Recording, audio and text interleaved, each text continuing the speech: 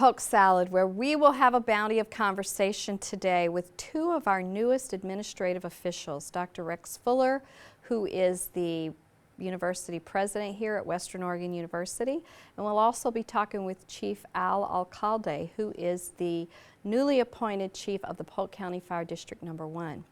We will also have a mystery guest who I am very excited to introduce you to. So stay tuned, hang in there with us, we'll be right back.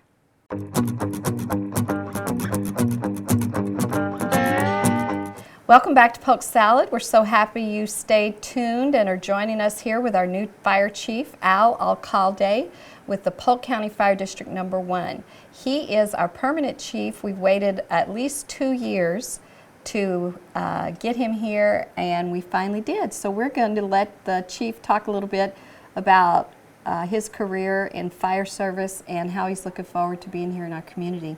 Thanks for being here, Chief. Sure thing, Terry. Hi. Thanks for the nice introduction. You are welcome. We are so happy to have you here in Polk County, and hearing good things already about, you know, what's going on at the firehouse and all that kind of stuff. That's good to hear. So you came here from? My last position, I was in Oak Ridge, Oregon, and spent about 2 years there in Oak Ridge.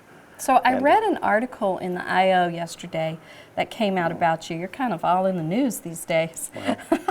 So, and it said that you have always been a firefighter. There was no other career, right? When I started around 19 years old, and I joined the military and started my career in the fire service and decided that's what I really wanted to do. Forever, So, and you've been there. What was the attraction? Did you know any firefighters growing up? Initially, I was an athlete in my younger days, and I ran track, and the firefighters were always out of the track, you know, maintaining their fitness. So I thought, wow, you know, it might be a good job for me, right? You know, maintaining my fitness and, you know, kind of an exciting kind of career. So yeah, is that something you may implement, being that the Central High School track is just right down from the fire station?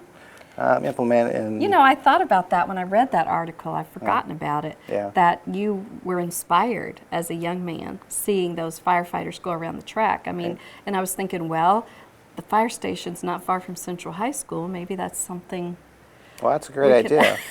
That's you a know, good idea, in right? fact, when I was at Oak Ridge, one of the things that we did there for the communities, the fire department was very involved in the track.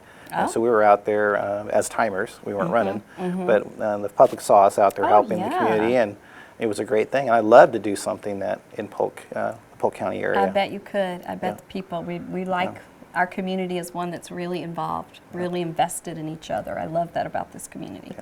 So I also read in the paper something about a tortoise. Now, you made a save yesterday that was maybe the first of your career? Yeah, it was a little bit of unusual. You can say it happened, it came in as a garage fire, and our firefighters arrived and assessed the situation. There was smoke coming from beneath the garage area, and so when they accessed the garage area, they were surprised to find that there was a rather large tortoise.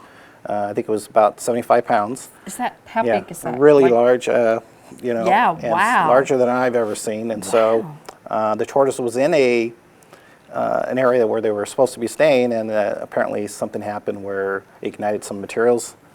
And so fortunately our firefighters arrived in a timely process there.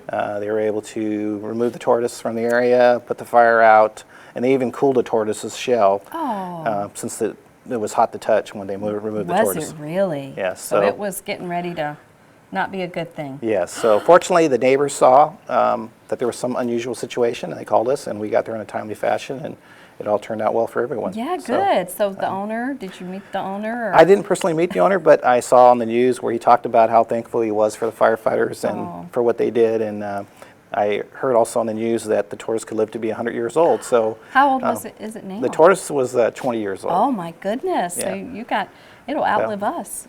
Wow, think about that.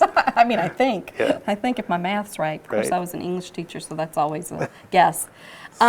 So you saved, the firefighters saved a tortoise, so that was the first. But I just heard recently, before we were on the air, that you were also in Vogue magazine. Yes. So that seems like, you know, saving tortoises, Vogue mag. You got a lot going on in your career, right? Right. From one end to the other. Tell us a little bit about that. Well, one of the things is many firefighters, not just myself, you know, we have a little bit more time typically when you're working shift, and therefore you want to give back to the community. So when I was a younger firefighter, working a shift schedule, I was able to volunteer for Oregon Special Olympics. Oh. And so my passion's always been track and field and cross country, and so therefore I was able to take what I really love and then not only help but learn from working with Special Olympics. So I think I gained more than I gave to them. Working with those athletes was very inspiring. Oh, good. Yeah. And then so Vogue came to do a Special Olympics shoot, I guess. Right. I had been working with one particular athlete,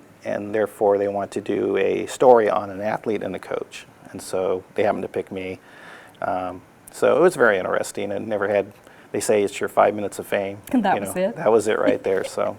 You got to wear your fire uniform and all that? Actually, they dressed me up as a coach, so they didn't really like what I was wearing, so they said, we're going to go buy you some clothes. And, Well, it is Vogue after all, right? right, yeah. That's So, great. but it was a fun thing. I think the athlete really enjoyed it, and it really brought out, Special Olympics to the bigger audience. So I think it was a good thing overall. Right. Yeah. And were you involved with Special Olympics for a while, or Yeah, 5 years. I was doing mainly track and field and cross country. And are you still a runner?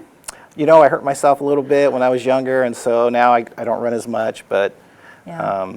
I still try to stay somewhat physically Yeah. fit. Yeah. But So tell us a little bit about your experience so far here in the community. You haven't been here very long, right? no, I haven't. But I can tell from the visits that I've received from my office that number one, everybody's very supportive of the fire department, and number two, everybody's really engaged in doing better things here in the district. So I met the emergency manager and the sheriff, and they all came to me. So I was really impressed by that they actually took time from their busy day and to come Right. to meet me. So Right. I do appreciate that. Yeah, it seems like firefighting is at the fore these days. I mean, with the wildfires, not just this summer, which happen every summer, I guess, but it seems like the prediction is more and more of that, apparently, because of the dryness or drought. And so Sure. how's that changing what you guys are doing? Well, we always have to be prepared, and one of the big things, I'm a big advocate of training. Having been a trainer for 15 years myself in the fire service, I'm always looking at how we can better prepare ourselves. We do know, like you just stated, that the conditions are drier, and that we need to be better prepared to handle those types of fires that are going to be more common. So when I was in Oak Ridge, I was in the Willamette National Forest, and last year I was involved with the 6,000 square mile fire there in the Oak Ridge area. So I'm a little familiar with those larger fires, and I know there's a little bit differences in the landscape, but the firefighting process is the same. Right, right. Yeah. And you've had experience with training and airplane suppression, is that Yes. right? Well, I started my career in the Air Force, and when I was young, and then when I got out of the Air Force, I went through a structural academy to get my structural training, and then got hired on as a firefighter here in Oregon, actually, in 1985. Is that right? So. But you're not from Oregon. No, I'm originally from Los Angeles, and actually moved to Oregon in 1985. So I feel like I'm from here. Right. I left briefly to accept a position in Las Vegas, and I spent about 10 years there, and I was missing Oregon. Right. There's not a better place, I think, and I so I was agree. glad to be able to come back. And Las Vegas is very different than Oregon. What were you doing there? I was a trained administrator for the Clark County Fire Department, which is one of the largest combination fire departments in the country, about a 1,000-member force. Oh, my. It's not only paid career firefighters, but also volunteers. Which we So have a lot of at Polk right. County. Yeah, we managed 15 fire stations there, My about goodness. 350 volunteers. Wow. Yeah, so Boy.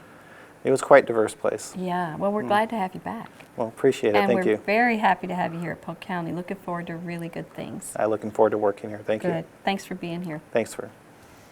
Thank you for being here with us this morning. Stay tuned. We will be right back.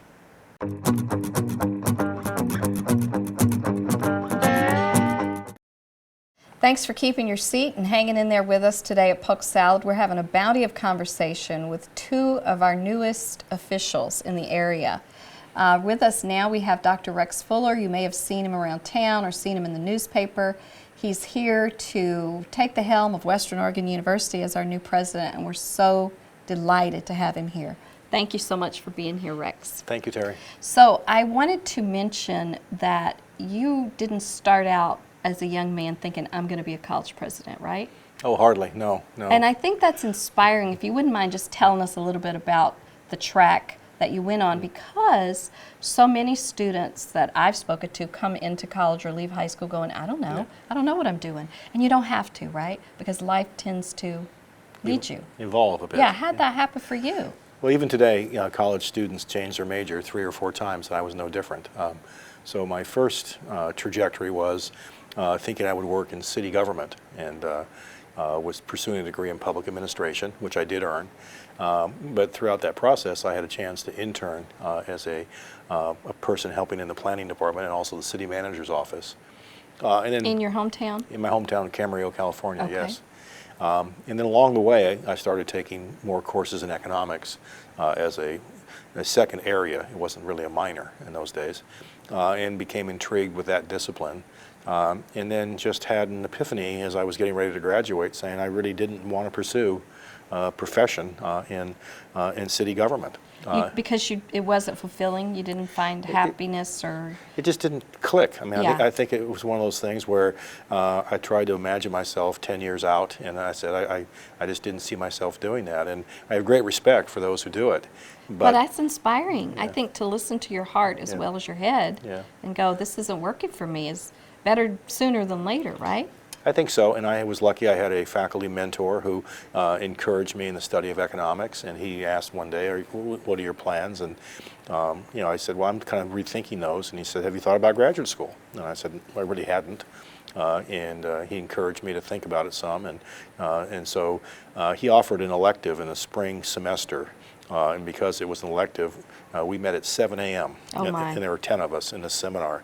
So he was dedicated and we were dedicated. So I really had a good relationship with him. And he influenced me to pursue graduate school, and one thing leads to another. And then I earned my PhD in economics, and then started my academic career as a faculty member. As a faculty member teaching economics? Teaching economics, yes. And where was that? That was my first full-time position was in Wisconsin at University of Wisconsin-La Crosse, and was there as a lecturer first, so a non-tenure track position, and then applied and was hired as a tenure track, and then was working my way as an assistant professor. And then we had a lot of turnover in the administration for a lot of different reasons. And then faculty encouraged me to apply for what was then the acting associate dean's job.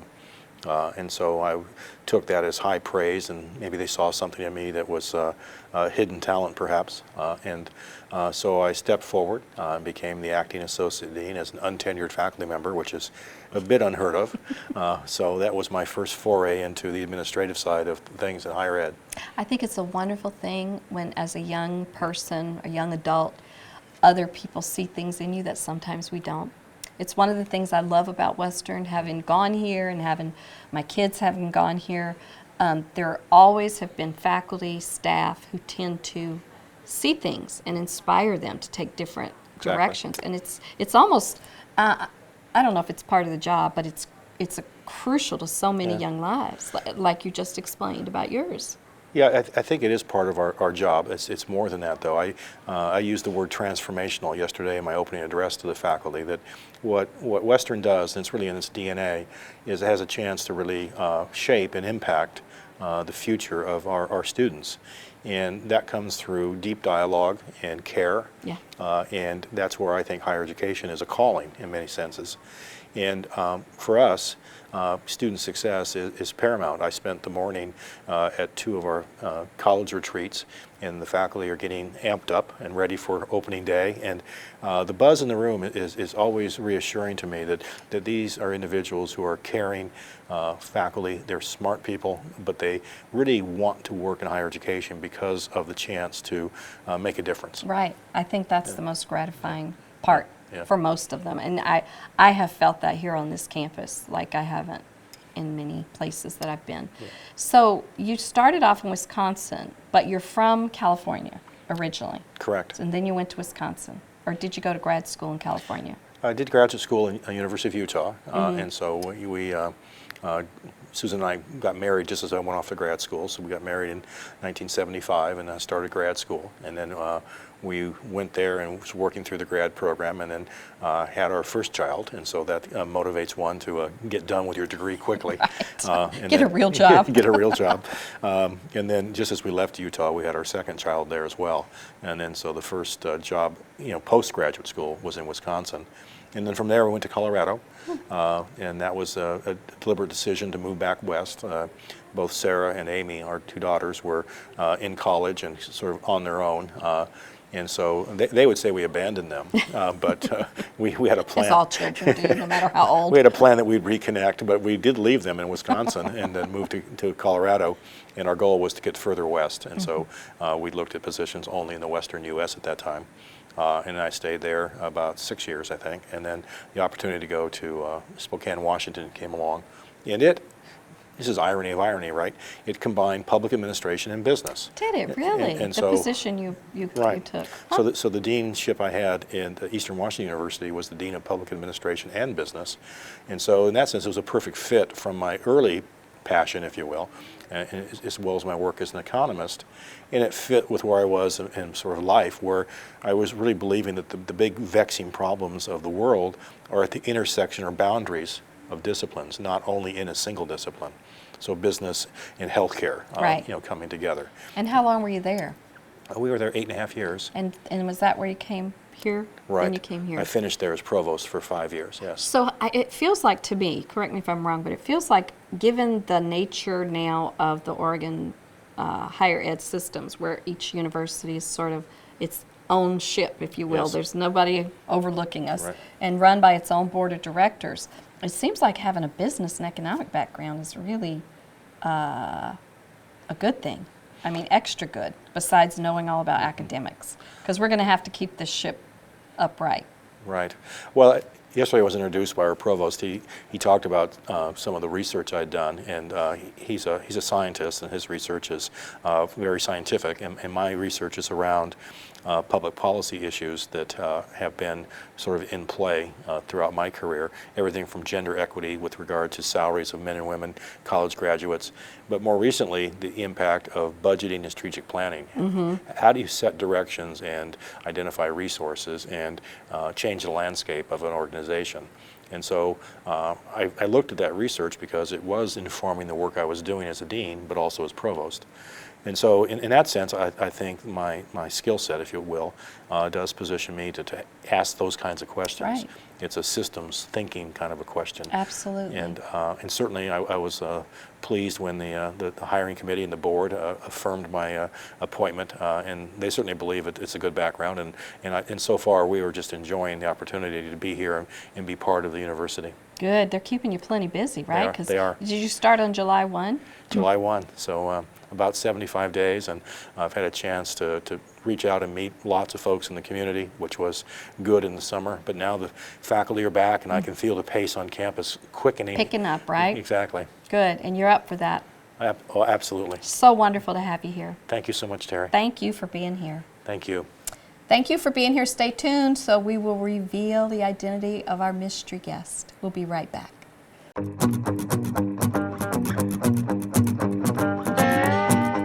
Welcome back to Polk Salad. Thank you so much for hanging in there with us. Remember, at the very beginning, I said today is going to be a very special show, and at the end I would reveal our mystery guest.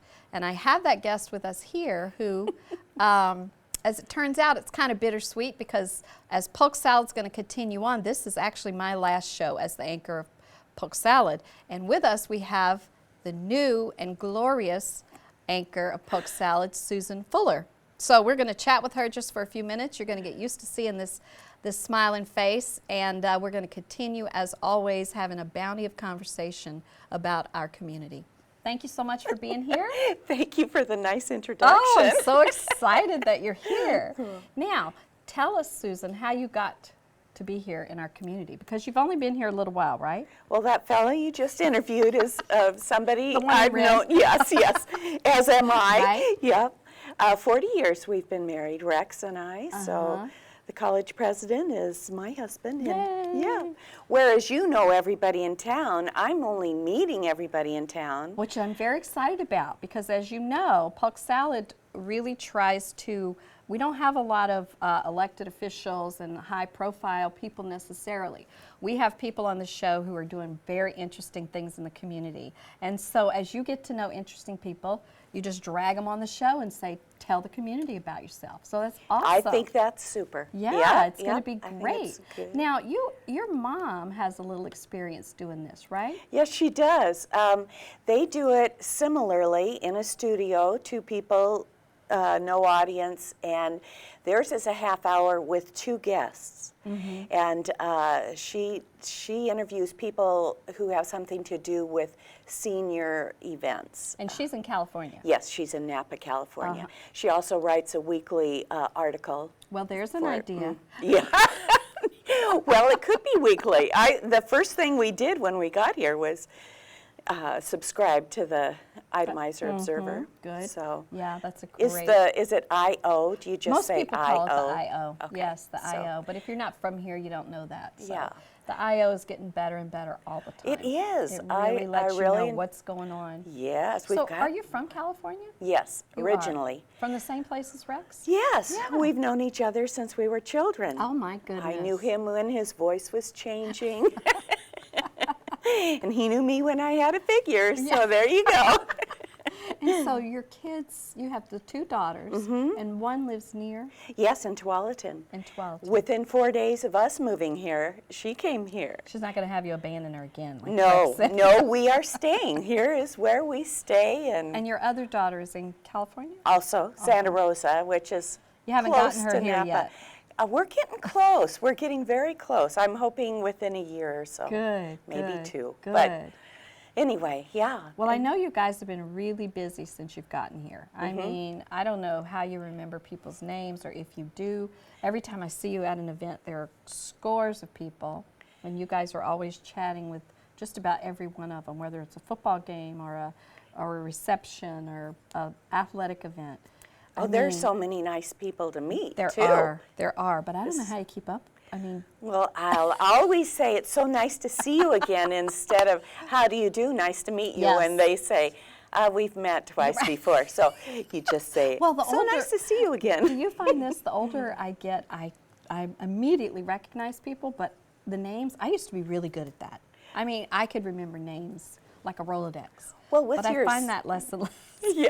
Well, with your southern upbringing, you can say sugar or Oh, yeah, sweet darling. or Yeah, darling. so nice What? to see you. Yeah, I'm not that southern. No, no. But anyway, I'm so happy that you're going to be taking over this show.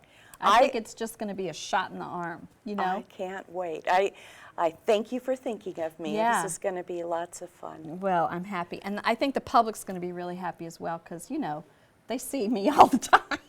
Well, you know, they been there, do. done that. So since the shoe is on the other foot, I wanted to tout you, because you've done the most recently the community Yard sale. Yard sale. Biggie. The community yard sale is so wonderful, and it's one of the best things I think we have going here in Well, that's- the area, and it's getting bigger and better all the time. But I want to talk about you, and I want to talk about now you're all settled in your house. Yes. Yeah, and the grandkids are coming and going. Yep. Yeah. Yep. Man, I've never seen anything like, because you guys stayed with me during your interview process, and before I know it, you got this house sold and the boxes packed, and here you are. Yeah. In record time. I mean, it's no wonder. I assume you've gone, well, you have gone with Rex as his career sort of advanced and moved. Right, right. And it's no wonder he can get things done. With Well, you back there. They doing used all to the- call us academic gypsies. Is that People right? in academics don't stay one place long. Right. But we're in our 6th state, and this is the final state. Good. Here we stay. Oh, we're happy to hear Yeah. that. Yeah. Happy to hear that and happy to have you. I often think, you know, yes, he's the president and he's so good at what he does, but, you know, it's so much easier for any of us to get our jobs done when we have the kind of support that you offer, you know. Oh, thank you. Really. Well- the kind of stuff that has to happen to make those big moves, for one thing. That's no small thing. I'm looking forward to being able to entertain in the home, because you've been over to the house Yes. before. It's a great house It for is. entertaining. You live in the Edwards edition. Yes, which is so nice. And so we'll start that pretty soon. Good, Yeah. good. School starts soon, and so does the party. And Oh, well, we'll look forward to that. We'll look forward to that. Thanks so much. We're going to hang around. We're going to do a little switch here switching. and Okay. see how it goes. You hang around as well. We'll be right back.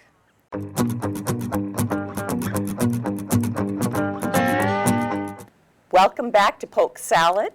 This is Susan Fuller, and I'm with my first guest, Terry Gregory, whom you've never met before. Oh, Terry's been a wonderful friend ever since we first came for the interview, and I'm glad to see that she's sticking around, and I'd like to have her tell us more about what your plans are now. Well, you know, I own a bed and breakfast here in town, and I'm also on the board of Polk County Fire District and Art and Culture Commission for the City of Monmouth, and the July 4th Festival. You know, there's just a lot. Going on. And one of the things that I loved, which I think you're finding about this community, is it will embrace you. I didn't know one person when I moved to this community 8 or 9 years ago now.